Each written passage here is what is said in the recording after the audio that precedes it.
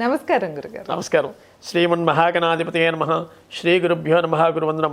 ముందుగా నా జన్మనిచ్చిన తల్లిదండ్రులకి పాదాభివందనం తెలియజేస్తూ, గురుగారు మనమైతే కనుక ఉగాది రాశులు అయితే చేసేసాం గురుగారు. రెస్పాన్స్ కూడా చాలా బాగుంది. అలానే గురుగారు ఇప్పుడు వచ్చేసి ఏంటంటే జనరల్గా ఏలినాటి శని, సో ఏ రాశికి ఏలినాటి శని జరుగుతున్నా కూడా చాలా భయభ్రాంతులకి గురవుతూ ఉంటారు. మేము అంటే ఇంకా మాకు ఏదో అయిపోయింది అన్నట్లు అయిపోతూ ఉంటారు. సో అంటే వివాహం అవ్వట్లేదని కానీ ఇలా రకరకాల సమస్యలతో భయాలతో ఉంటూ ఉంటారు. సో ఇప్పుడు ముఖ్యంగా వచ్చేసి మనకి కుంభరాశి గురించి ఈ వీడియోలో మాట్లాడుకుందాం గురుగారు. వీళ్ళకి ఏలినాటి శని ఉందని తెలుసు, కాదు ఏ ఫేస్ లో ఉంది అసలు, అంటే వీళ్ళు ఇప్పటిదాకా ఏమి చూసారు, ఈ భవిష్యత్తులో అంటే ఈ కాలంలో ఏం చూస్తారు, ఇంకా ఒకసారి విషయాలు తెలియజేయండి. ఇప్పుడు ఏలినాటి శని అంటే 7.5 సంవత్సరాలని ప్రతి ఒక్క వ్యక్తులకి తెలుసు. తెలియని వాళ్ళకి కూడా మనం అర్థం చెప్పేది ఏంటంటే ఏలినాటి శని అంటే శని 7.5 సంవత్సరాలు ఉంటాడు. ఈ 7.5 సంవత్సరాల్లో ఒక రాశిలో 2.5 సంవత్సరాలు, మరొక రాశిలో 2.5 సంవత్సరాలు, మరొక రాశిలో 2.5 సంవత్సరాలు వెళ్తూ ఉంటారండి ఆయన. అవును. ఇప్పుడు ప్రస్తుతం మీరు కుంభరాశి అని అడిగారు కాబట్టి ఈ కుంభరాశిలో ఉన్న నక్షత్రాలు ఈ రాశిలోకి ఏమి ఉంటాయి? ధనిష్ఠా నక్షత్రం 3-4 పాదములు, శతభిష నక్షత్రం 1-2-3-4 పాదములు, మరియు పూర్వభద్ర నక్షత్రం 1-2-3 పాదములో జన్మించిన వారు ఈ కుంభరాశిలోకి వస్తారండి. ప్రధానంగా ఈ కుంభరాశాధిపతి శని, చాలా మంది ఈ ఏలినాటి శని ప్రభావం కుంభరాశి వాళ్ళు భయపడిపోతూ ఉంటారు. అసలు భయపడవలసిన అవసరం లేదు. ఎందువల్ల అనుకున్నట్లయితే ఈ పాండమిక్ కండిషన్స్ ఏలినాటి శని ఎప్పుడు ప్రారంభించింది ఈ యొక్క కుంభరాశికి చూసుకున్నట్లయితే 2021 సెప్టెంబర్ 6వ తారీఖున ప్రారంభించడం జరిగిందండి. చాలా చూసారు దగ్గరగా 2021 అంటే అందరూ కూడా కోవిడ్ కండిషన్స్లో భయభ్రాంతులు పడ్డారు. అవును. ఈ కోవిడ్ వచ్చి తగ్గడం, తద్వారా వీళ్ళకి ఏలినాటి శని రావడం, రెండు ఒకేసారి రావడం జరిగింది. ఈ కుంభరాశి వారికి కోవిడ్ తగ్గడం, ఈ యొక్క వీళ్ళకి ఏలినాటి శని ప్రభావం మీద పడ్డం. ఈ కోవిడ్ తగ్గడం వల్ల దగ్గరికి తగ్గిపోతున్న సమయంలో వీళ్ళకి ఉద్యోగాలు వర్క్ ఫ్రమ్ హోము, ఏలినాటి శని ప్రభావం వల్ల వీళ్ళకి లేజినెస్ పెరిగిపోవడం, చాలామందికి 100% మందికి కుంభరాశిలో ఉన్న వారికి కోవిడ్ అటాక్ అవ్వడం. ఈ కోవిడ్ అటాక్ అయ్యి మారకం చేయలేదు, మారకం అంటే మరణం. ఈ కోవిడ్ అటాక్ అయింది కానీ కుంభరాశి చాలామందికి ధనిష్ఠా నక్షత్రం, శతభిష నక్షత్రంలో ఉన్న వాళ్ళకి ఎక్కువ అటాక్ అయిందండి. ఓవరాల్గా 80% జనాలకి. తదుపరి ఈ 2021లో ఇంట్లో కూర్చునేటట్టుగా చేసేయడం, చిన్న వయసులోనే ఉద్యోగస్తుల్ని. 38వ ఏట దగ్గర నుంచి 52వ ఏట ఉన్న వారికి ఉద్యోగం రీత్యా బీహార్లో పనిచేసినా, మహారాష్ట్రలో పనిచేసినా వాళ్ళ స్వస్థలమైన ప్లేసులకు వచ్చేసి అక్కడ ఉండిపోవడం. 2019 నుంచి ఉన్నాళ్ళే ఎందుకు ఇంక వెళ్ళడం, ఉన్నదాంతో సుఖంగా ఉండడం బెస్ట్, రేపు పొద్దున్న రాబోయే జీవితం ఎలా ఉంటుందని కుంభరాశి వాళ్ళు ఒక భయభ్రాంతులతోటి అలాగే అక్కడే ఉండిపోవడం.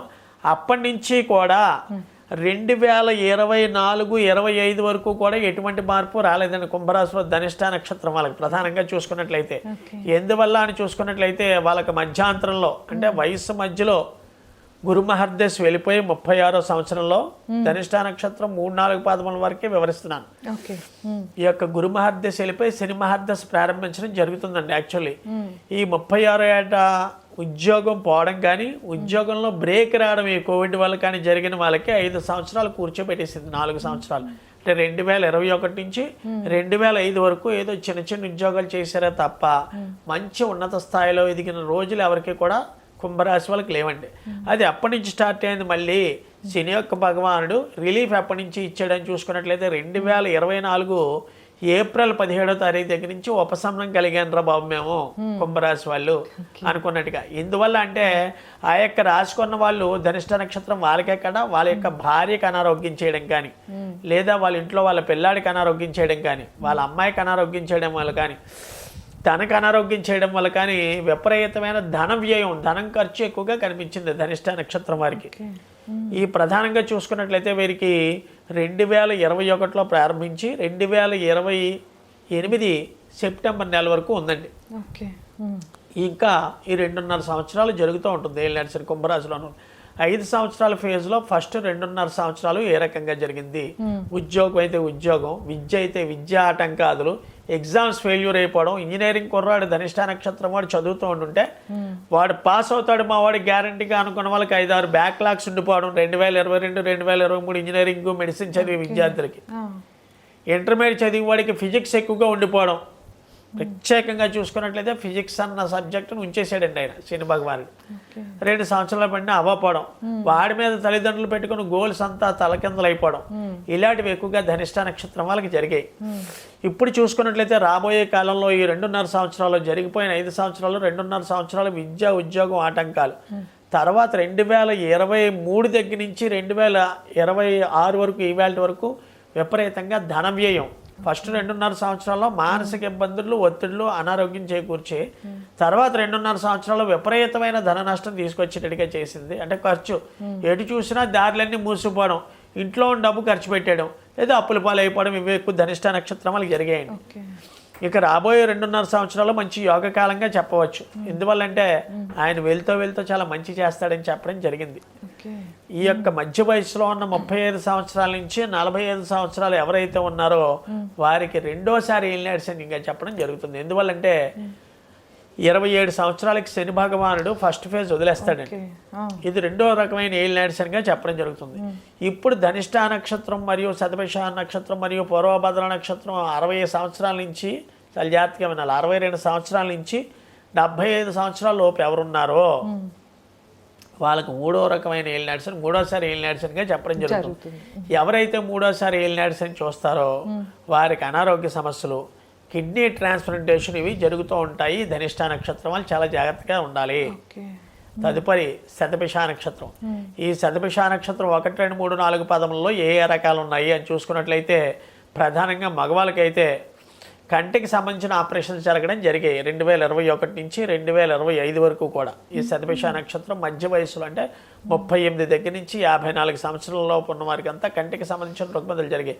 అదే చిన్నపిల్లలకి చూసుకున్నట్లయితే 13వ సంవత్సరం నుంచి ఈ 34వ సంవత్సరం ఉన్న వారికి సడన్గా హిమోగ్లోబిన్ తగ్గిపోవడం, ఫేస్లో కళాకాంతులు మారిపోవడం, శతభిష నక్షత్రం 1, 2, 3, 4 పదముల వరకు జుట్టు ఎక్కువగా ఊడిపోతూ ఉండడం, మానసిక ఇబ్బంది పడుతూ ఉండడం, ఏంటే అని అన్నాడా మీ భర్తను అడిగినా ఏమనలేదని తనలో తనే కృంగిపోవడం, సాయంత్రం లైట్లు వేసాక ఏడుస్తూ ఉండడం, మగవాళ్ళు అయితే ఉద్యోగానికి వెళ్తున్నానని చెప్పి ఉద్యోగానికి వెళ్ళకుండా ఎక్కడక్కడ స్నేహితులతోటి కాలక్షేపం చేసేసి అప్పుల బారిన పడిపోవడం ఎక్కువగా గతంలో జరిగిన 4 సంవత్సరాలు చెప్తున్నాను. 2000 ప్రారంభించి నుంచి 2021 నుంచి 2025 నవంబర్ వరకు వాళ్ళకి జరిగిన సన్నివేశాలు అంటే ప్రతి దారి మూసుకుపోవడం, అనుకోకుండా ఎవరో అనకుండా కూడా వాళ్ళ మీద ఏదో ఒక అపనింద పడుతూ ఉండడం ఈ శతభిష నక్షత్రం వాళ్ళ మీద. తద్వారా భర్త అయితే భార్య, భార్య అయితే భర్త, ఏ శతభిష నక్షత్రం ఉన్న వాళ్ళకి వాళ్ళ మీద వీళ్ళ నేరాలు చెప్పుకుంటూ ఉండడం, ప్రశాంతమైన జీవనం కొనసాగించక ఏమిటా ఈ జీవితం మనకి, ఎప్పుడు చూసినా ఈ శని భగవాన్ నన్నే పట్టుకున్నాడు అనే యొక్క ఆలోచన రావడం.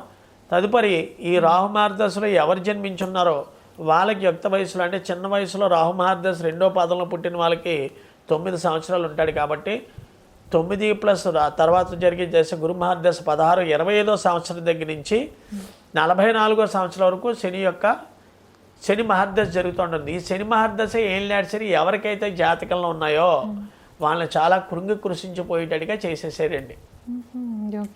ఈ 44 సంవత్సరాలకి ఎవరికైతే దాటాయో శతభిష నక్షత్రంలో జన్మించిన వారికి అత్యద్భుతమైన యోగ కాలంగా చెప్పడం జరుగుతుంది. ఎందుకంటే శని బుధులు మిత్రులు. ఏలినాటి శని జరిగిన బుధ మహర్దశ 44వ సంవత్సరం దగ్గర నుంచి బుధ మహర్దశ 17 సంవత్సరాలు యోగిస్తుంది.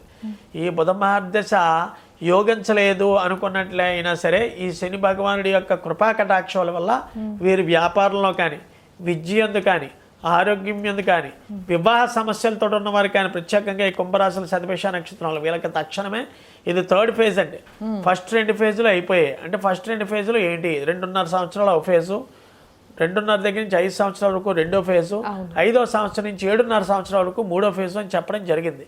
ఈ 2nd ఫేజ్లో బాధపడి శతభిష నక్షత్రం వాళ్ళంటే ప్రధానంగా చూసుకున్నట్లయితే సంతాన సమస్యలు చాలా బాధపడుతూ ఉంటారండి. వివాహం అయిన దగ్గర నుంచి ఇప్పటి వరకు 6 సంవత్సరాల నుంచి కూడా పాపం ఆడవారికైనా సరే తల్లి అవ్వాలని ఆవేదన చెందుతూ ఉంటారు.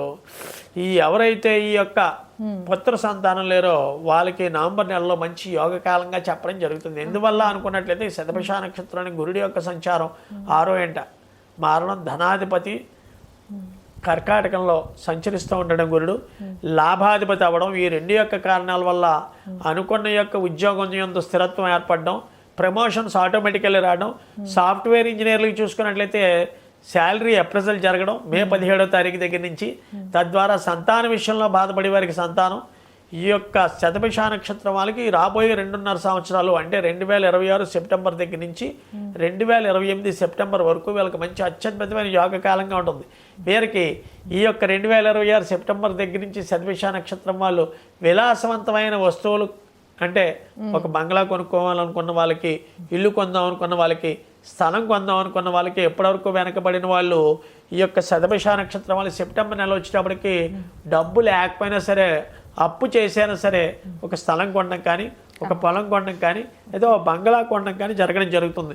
విలాసవంతమైన వస్తువుల మీద ఈసారి వాళ్ళు విక్రయించడం జరుగుతూ ఉంటుంది. తదుపరి పూర్వభద్ర నక్షత్రం వాళ్ళు, ఈ పూర్వభద్ర నక్షత్రం 1, 2, 3 పాదంలో జన్మించిన వారు ఈ కుంభరాశిలోకి వస్తారు.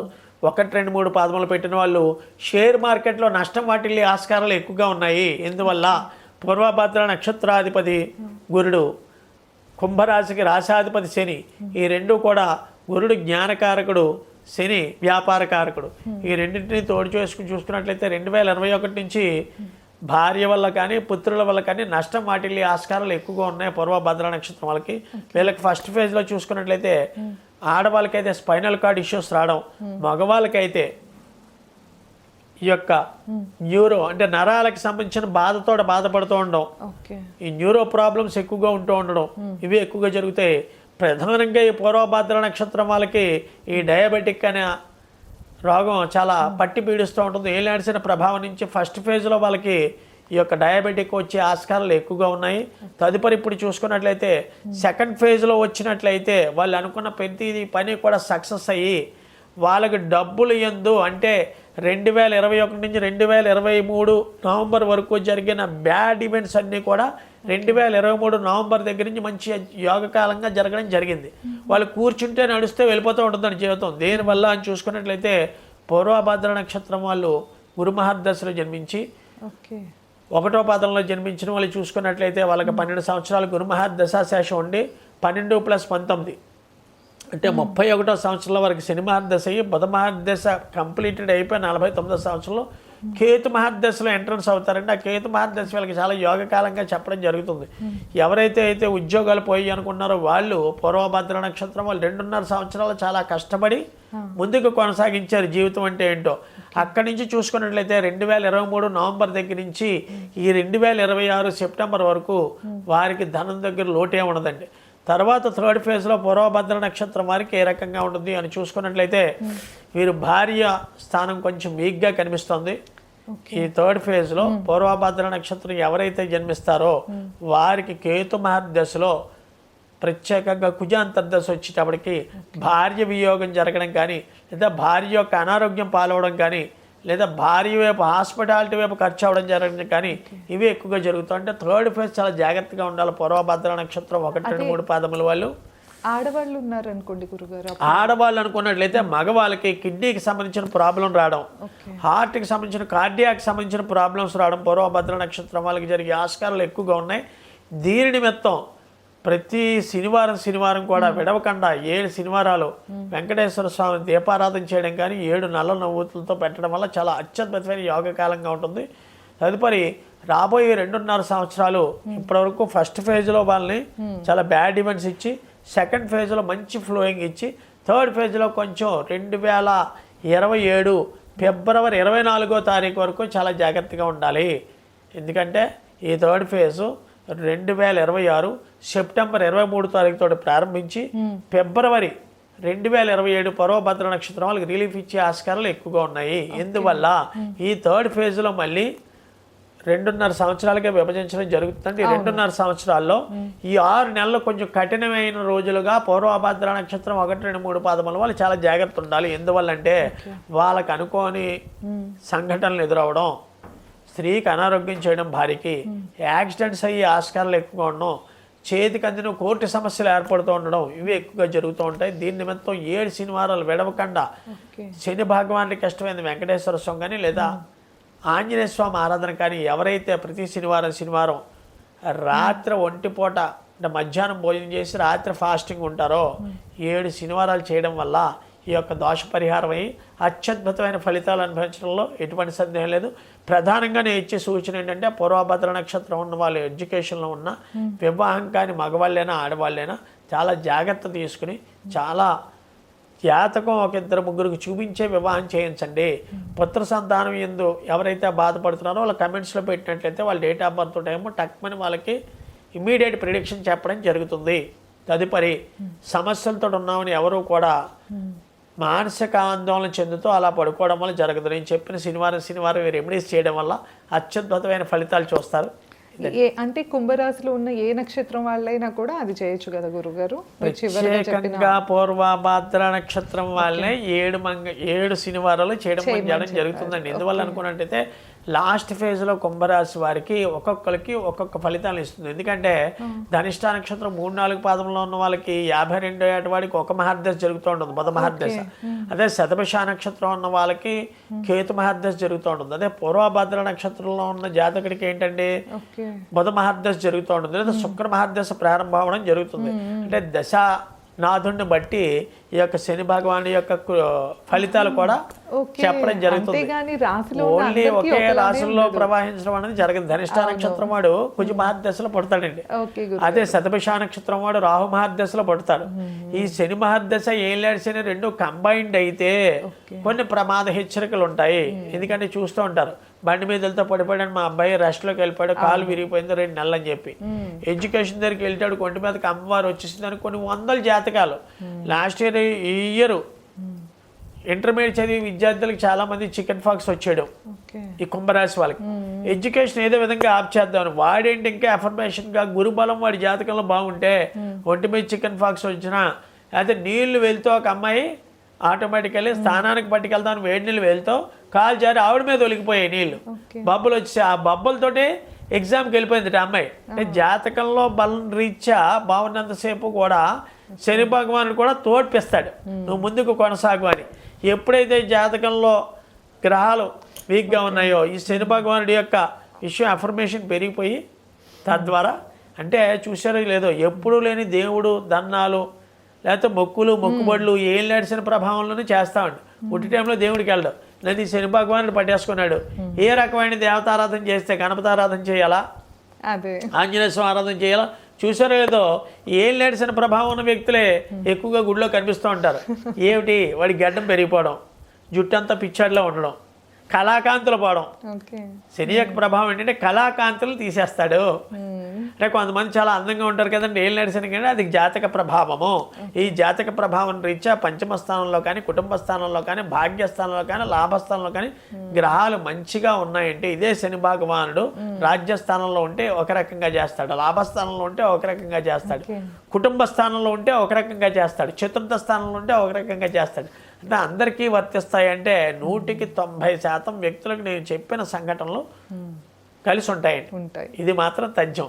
ఇది నా సుదీర్ఘమైన 23 సంవత్సరాల అనుభవంతో చేస్తున్న వీడియో ఇది. తప్పకుండా గురుగారు. సో కుంభరాశికి సంబంధించిన నక్షత్రాలు ఏ నక్షత్రాలు వాళ్ళు ఇప్పుడు ఏ ఫేస్లో ఉన్నారు, ఎట్లాంటివి ఇప్పటిదాకా చూశారు, అలాగే రాబో కాలంలో చూడబోతున్నారు అయితే గురుగారు చాలా క్లియర్గా మనకి వివరంగా తెలియజేశారు కదా. సో మీరు కనుక ఎవరైనా మీ పర్సనల్ చార్ట్ చెప్పించుకుంటే ఇంకా మరిన్ని విషయాలు తెలుసుకోవచ్చు అనుకుంటే కనుక కింద గురుగారు నెంబర్ ఇస్తున్నాం, తప్పకుండా కాంటాక్ట్ అవ్వచ్చు. ధన్యవాదాలు. నమస్కారం గురు. నమస్తే.